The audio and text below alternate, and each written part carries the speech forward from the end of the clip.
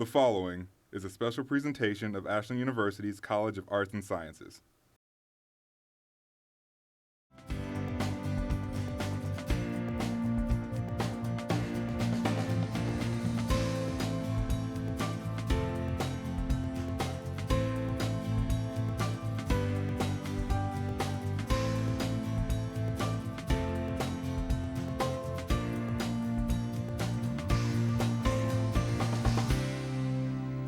Hello everyone, and welcome to the CAS Spotlight, a show where we highlight the different departments, faculty, and staff from the College of Arts and Sciences here at Ashland University.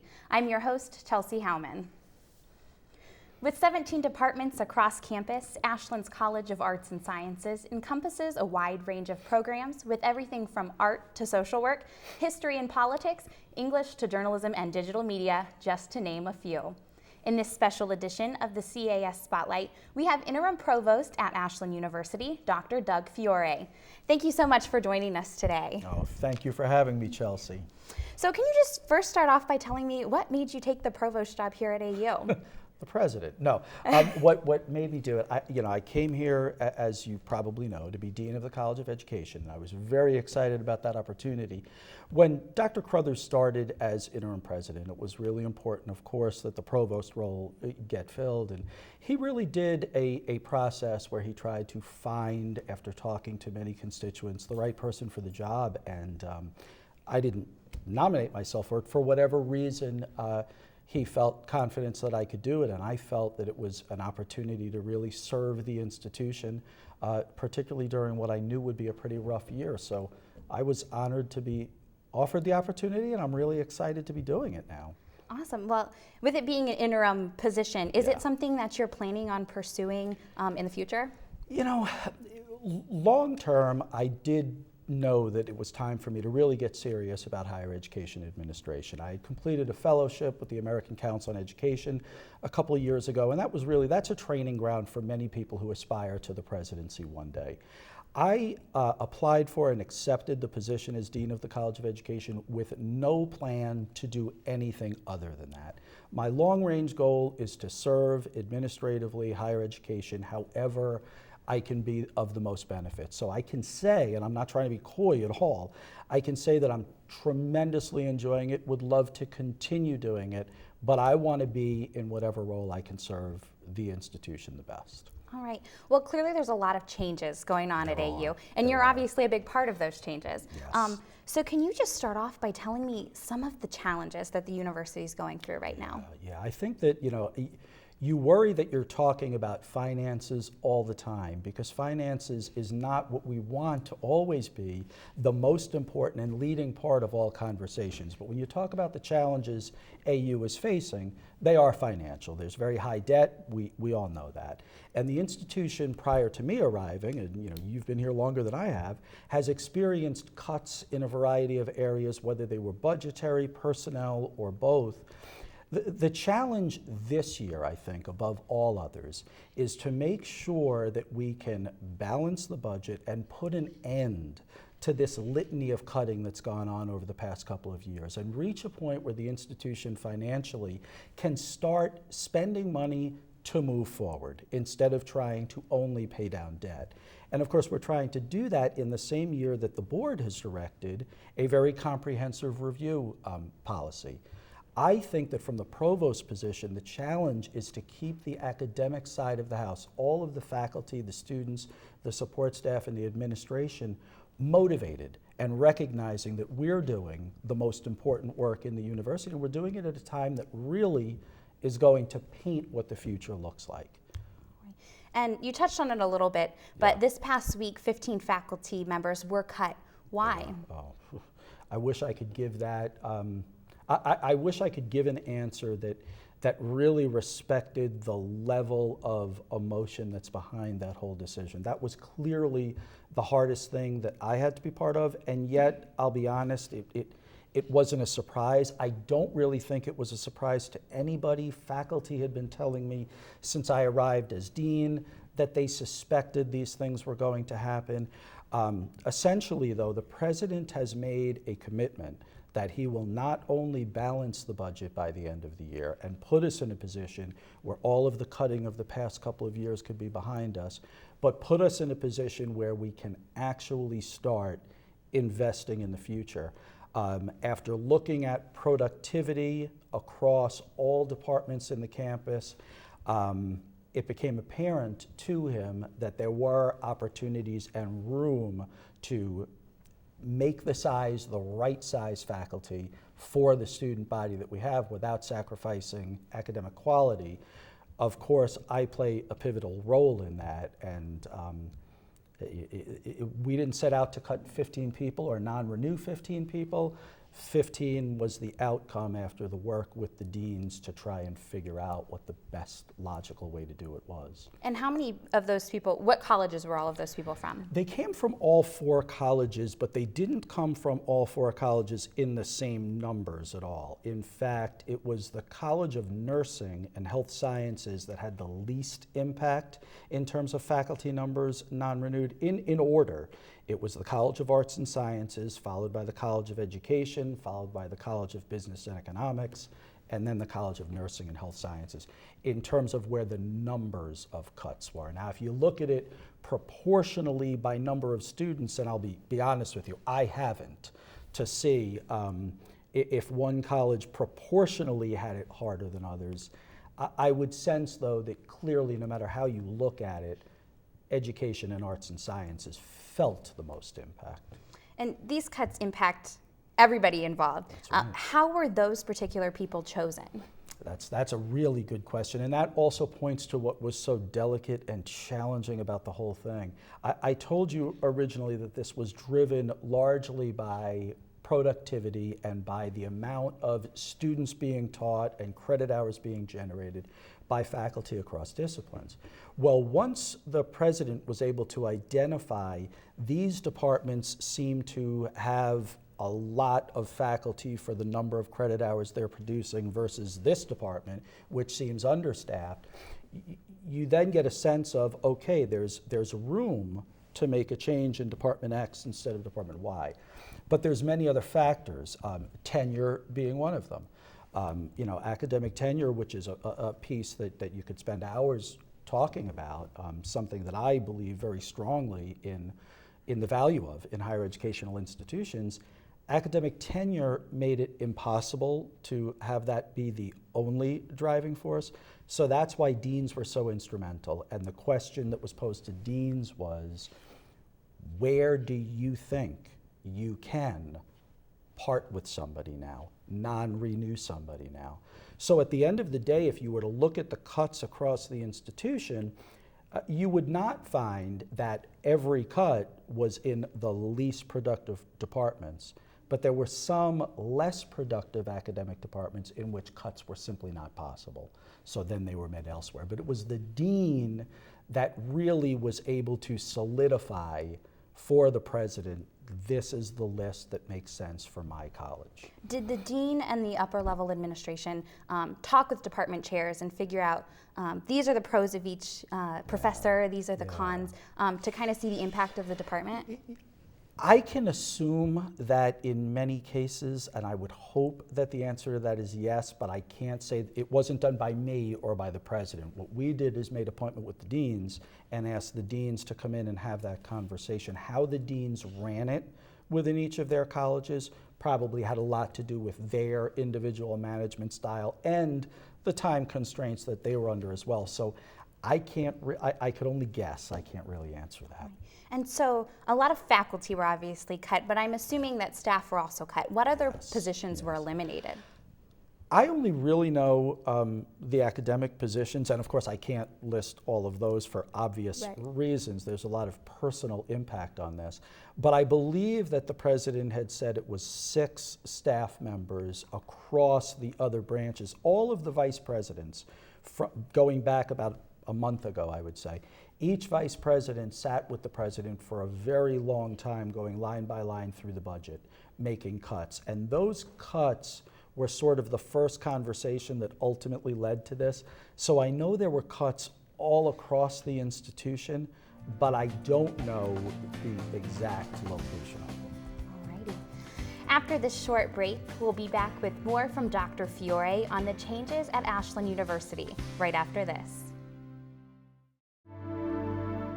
Really, that's what I feel separates this department. The professors are great, but the ability to just do media right away.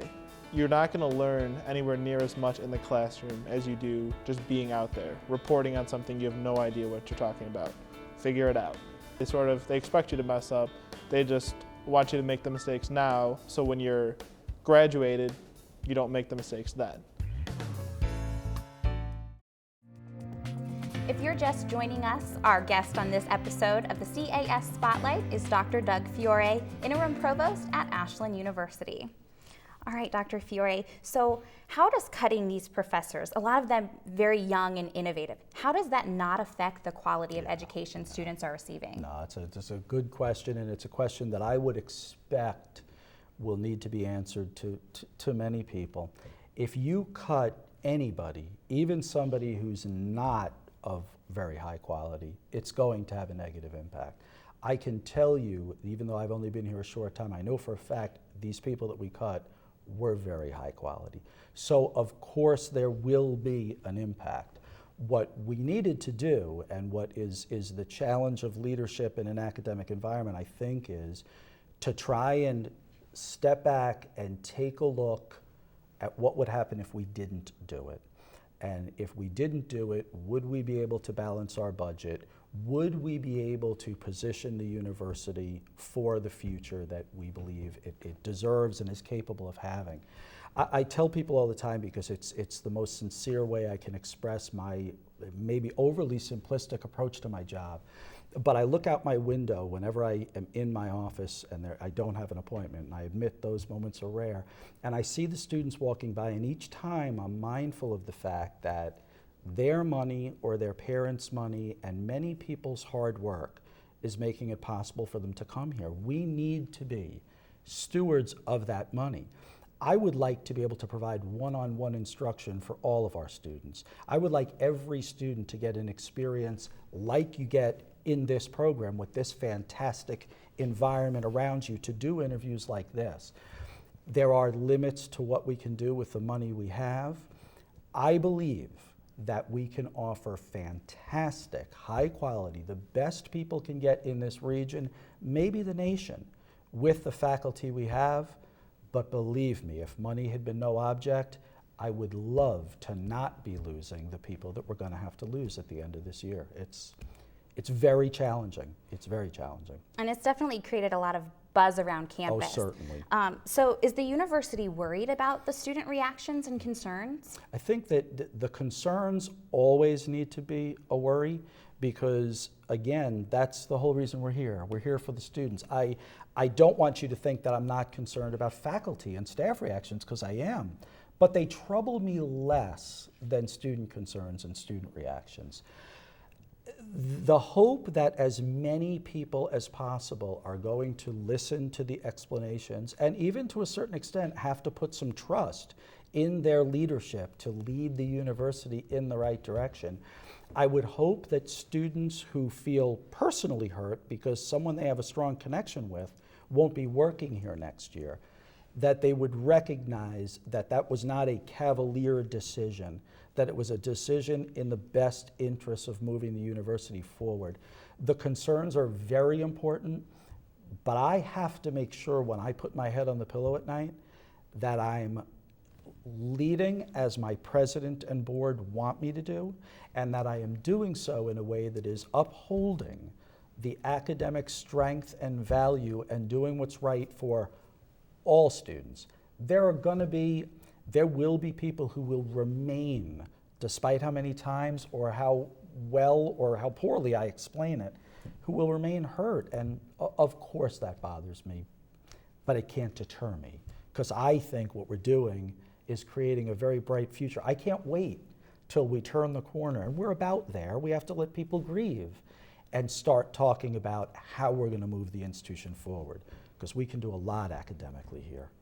And you mentioned it a little bit, but Yeah. how have the faculty responded to the whole situation? You know, I have, this coming Friday will be the first meeting of the entire Faculty Senate where I'll have an opportunity to get to speak with all of them. So even then, it won't be the entire faculty. I can never really get an opportunity to talk to the entire faculty at once because there's always a large segment who are working. But I will tell you that I spoke with the Faculty Senate Executive Committee. I've spoken with some subcommittees, and in many cases the president's been with me, but not always. I would characterize the faculty approach as being exactly what I would have expected. There are those who are right now at the stage where they're dealing with it on a personal level. There are those who are, for whatever reason, at a stage where they're seeing it from a more holistic view. We're talking about highly educated, expert people. You'll never get us all. It's one of the reasons I love working with faculty, to completely agree. The reaction, by and large, has been very good. The faculty has been supportive, though there is a lot of sadness and hurt right now, and that's a deep concern. I can't wait until we're able to move past that. So there was a lot of buzz, I guess, around department's future growth. So how is this impacting, was it even looked at, department's future growth? Yeah, you know, one of the things the president has said from the time he arrived is that we've got this institutional comprehensive review. The part that I'm mostly responsible for, of course, is the academic prioritization piece.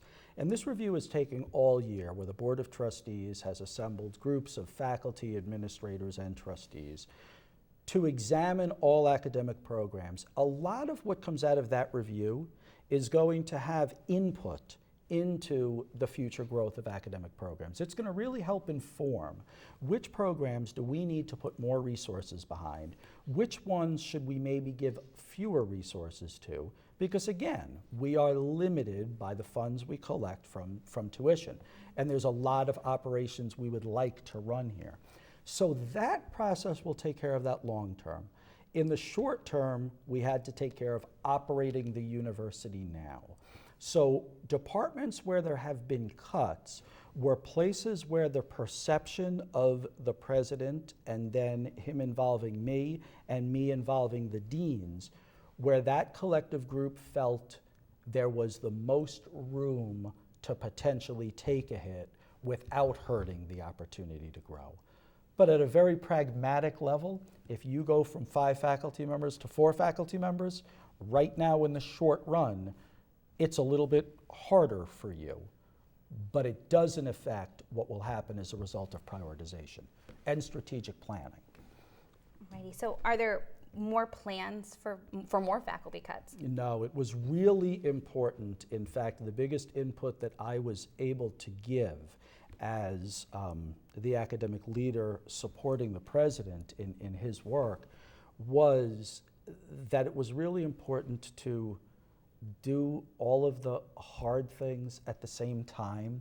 We were sort of driven to get it done before mid-October by rules and regulations for letting faculty know that they're not going to be renewed. But it was very important to me, knowing that this was going to be really hard for everybody, that we try and do, I hate to use words like negative, but it's a negative feeling for all of us, negative things all at the same time, because I really want to work on building the future and getting everybody excited. There will not be further academic positions cut during this year. There's absolutely no plan to that effect. Should departments continue to grow, is it in our budget? Are we able to bring people back, to hire new people? How will that work? One of the things we have hoped from the beginning, and this in some ways seems naive, so let me sort of explain it. I would love it. In fact, I would love nothing more. I said this to the Executive Committee of the Faculty Senate this past Friday. If we were in a position where we could invite every person who got a letter of non-renewal back before the year ends. And in fact, one of the things that's hard about higher education leadership is our budget is a fluid process. It's not static as it is in many other sectors of our economy. We are driven by which students are in seats paying their bills on a given day. Our enrollment in the spring has an impact on what it is that we're able to do. I would love it, though I don't expect it, if we could be in such a revenue positive position that we could offer some jobs back. Another thing that would affect it would be if faculty members retired, then there would be room to bring people back. But I know it seems naive because a lot of times when you give somebody a letter saying we're not going to renew your contract, it's not reasonable to expect that they would return. But I would love it. I'm sorry for being long-winded. Alrighty. After this short break, we'll be back with more from Dr. Fiore on the changes at Ashland University right after this. Above everything else, above all of the experience that we get, you develop a second family through the journalism department. We're not just students, it's not a divided student-faculty relationship. You really get to know everybody, and you can call the journalism department your home. And when you can call a department your home and you're comfortable around all of those people, you're able to develop skills that you might be afraid to kind of go for otherwise, but we're able to push each other and give each other that confidence. And I think that above the experience, that gives us that extra little push that other schools don't have. If you're just joining us, our guest on this edition of the CAS Spotlight is Dr. Doug Fiore, Interim Provost at Ashland University. All right, so you mentioned in our last segment a little bit about the prioritization process. Yes. So can you just kind of explain what that process is? I can, and I'll try and do it in a short version, but it is relatively complex. The Board of Trustees formed a committee last year before I arrived, and this committee did a really good job of developing a process using a lot of research, most of it a book called Prioritizing Academic Programs by Dickinson, and they use that book sort of as the guide. Essentially, though, what we're doing is twofold in the academic side of the house. On the one hand, we had all academic programs engage in the writing of a self-study, where they basically talked about their performance, their future, the issues that hamper growth, and all of those kinds of things to describe their program. There's a committee of people representing all colleges who get together. We do it every Thursday, and 5 of those programs are reviewed with the dean whose college the program comes from there to answer questions. At the end of that process, which is going to take most of the academic year, all of our academic programs will be prioritized. In other words, these are the programs that we really think we've got to put more resources behind because there is great student demand and we've got outstanding faculty and really can move the institution forward with these programs. These are the programs that there really isn't interest, there really doesn't seem to be a market for, and we need to revisit whether or not this should be a major, or is this a program whose coursework should be part of the core but not majors? Should it be restructured in some way? And of course, most programs will be somewhere along that continuum. That process will go on that will ultimately result in the committee, not me, thankfully, making a recommendation to the Board of Trustees about how programs should be prioritized and how resources should be allocated. Now, while that's going on, there's these subcommittees that are looking at other important parts of the academic function, like academic support services. How are we as an institution in providing advisement for students, for example? Disability services. Our centers, Ashland University is, I won't say unique, but atypical in that we have centers all throughout the state where we offer programs. How's that model really working for us? All the way down to the actual structure of academics. Everything from should there be a College of Arts and Sciences, a College of Business and Economics, Nursing and Health Sciences, and Education? Should there be 5 colleges? Should there be 3? Should there be a provost? What do we need to be structured? Those things are happening simultaneously. All of it will get funneled up to the Board of Trustees at their May meeting. The Board of Trustees will then have to take action, and in all honesty, that action will take some time. So I don't believe if a student walks onto campus next fall it's going to look or feel different than this fall. But we're going to have a board, and we'll have a new president then, who will be very directed on what it is that the institution needs to do to be the best. Right, so if you could just point out a couple of things, Yeah. where's the process at right now? Okay, that's a good question. The committees that I described, those subcommittees, are all actively engaged in their work. The undergraduate programs have all submitted their self-studies, and it's important to point out, these self-studies were a lot of work, and a lot of people put forth a lot of effort. So it can't be lost on people that faculty, staff, administrators are really working hard, as is the board, to do this. Undergraduate programs were all turned in, and they are right now currently being discussed, but it's still early when you look at the number of them. Graduate programs aren't due till a little bit later in this semester. They'll be looked at last. And that's where we are. We're on target, but it'll all be done in time for the May board meeting. What kinds of things are they looking at in those department studies? Yeah, really everything. We're asking people to open up their minds. If you're looking at centers, for example, and if centers are important and should function the way they function now, we're asking people to really be creative in how they look at it, but we're not directing anybody with specific questions they have to answer. They are being run. Like, I can speak about the committees I'm on, but as interim provost, I don't direct the entire process. Now, the academic committees, they're looking at specific data that was reported in the snapshot, in the self-studies. There was snapshot data about performance over the years. That was the foundation of the studies, but there was also opportunities for the chairs and faculty who wrote those reports to explain anomalies, maybe why there was an off year in enrollment. So it looks a little bit different for each program, but I believe it's a pretty thorough look. I'm very proud of it, even though I didn't create any of it. Coming up next, we will continue our discussion with Dr. Doug Fiore on the future of Ashland University, right after this. Coming into this major, this is my first year, I was really nervous and unsure if this was the right decision for me.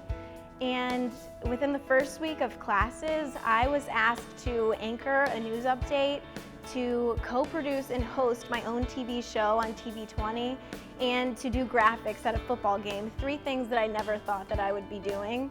And just coming into this major and seeing that the professors are willing to help you get hands-on and support you in all of the failures and successes that you're going to make in this degree was just something that I would never take back.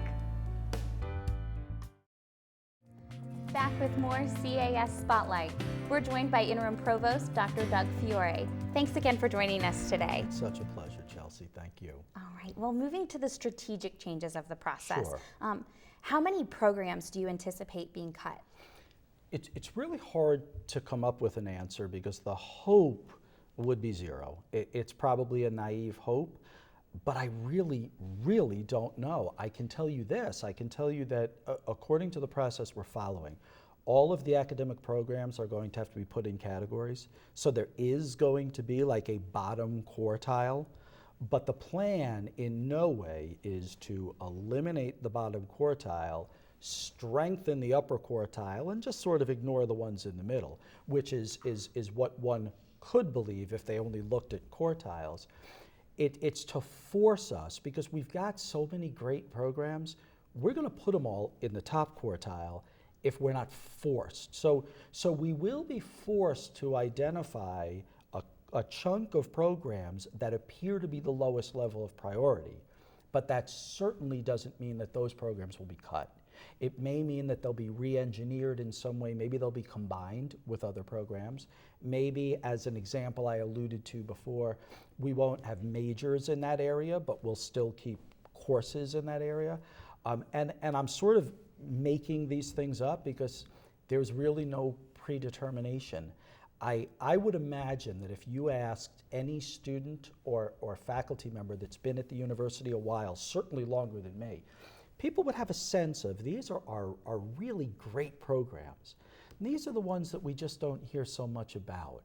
I imagine the process is going to show things pretty much the way people would expect, but I think cuts would only happen when the board decided that the only way to make the best educational opportunity for the students and give resources to these programs would be to eliminate it. But as we talked about with non-renewing 15 faculty members, every elimination has a cost. I just don't know. With restructuring those Yeah. programs, how will that affect the quality of education for students? I feel very confident that the end of the process, the quality of education for students can only be stronger, because it is I shouldn't say rare, but I will say it is not commonplace for a board of trustees to engage with faculty and administration at the level this board has to try and go through this process. We will all be much more informed about the university as a whole. It's very easy in a comprehensive university like this to know the program we're part of or to know the college that we belong to. We're going to have a really good sense of what's great about Ashland University. So I can't believe that an even stronger educational program won't come out of that. Alrighty. And when will those final strategic decisions be made ultimately? The only timeline that's been established is the board has said from the beginning that they expect a report from the entire process at the May meeting. I would tell you that if there was a decision to cut, and regrettably I can't off the top of my head come up with an example, but something that's not academic and that also is relatively simple, maybe we were going to decide to cut the number of garbage pails in the university. You'd see that the next day. But when you cut or restructure an academic program, that takes a long time because you need to honor the students that are in the program. So I would say that May is when the board will get the information, and then they will do their due diligence with a new president on board to gradually implement recommendations as they see fit, which is why I said earlier, it won't be as soon as next fall. The university looks different, but there might be some changes. It'll take, I would imagine, a couple of years to completely unfold. So what is the future of the university? The future of this university is incredibly bright. I was in a position when I did the job search to come here as Dean of the College of Education. I had many opportunities, and I came to Ashland for many reasons that you don't have time for me to explain right now, but I will tell you nothing, even in the darkest day, and some of those have been recently, nothing has caused me to think the future of this institution isn't brighter than any days in the past have ever been. We have here a core academic program taught by faculty members that is second to none. People can debate all kinds of issues about it, but it is really high quality. And we have professional programs, opportunities for students to major in programs that lead to immediate employment, programs that lead to future graduate study, programs that simply make them better, more educated people that rival most institutions. We've allowed ourselves to grow to a point and take on debt to a point where our focus has suffered. When we start living within our means, which is what our president is really leading us to do, the future is incredible. I don't know what our flagship programs are going to be. I'd be jumping ahead of prioritization, but we've got a lot that we could choose from. My daughter will be a student here full-time in the fall. I'd rather she be here than any other university in the country. So, you know, it's very bright. Awesome. Well, thank you so much for being here today. Thank you. And thank you for watching this edition of the CAS Spotlight. We'll be back with another inside look inside Ashland University's College of Arts and Sciences on our next episode. For all of us here in our Center for the Arts studio, I'm your host, Chelsi Howman. So long, everyone.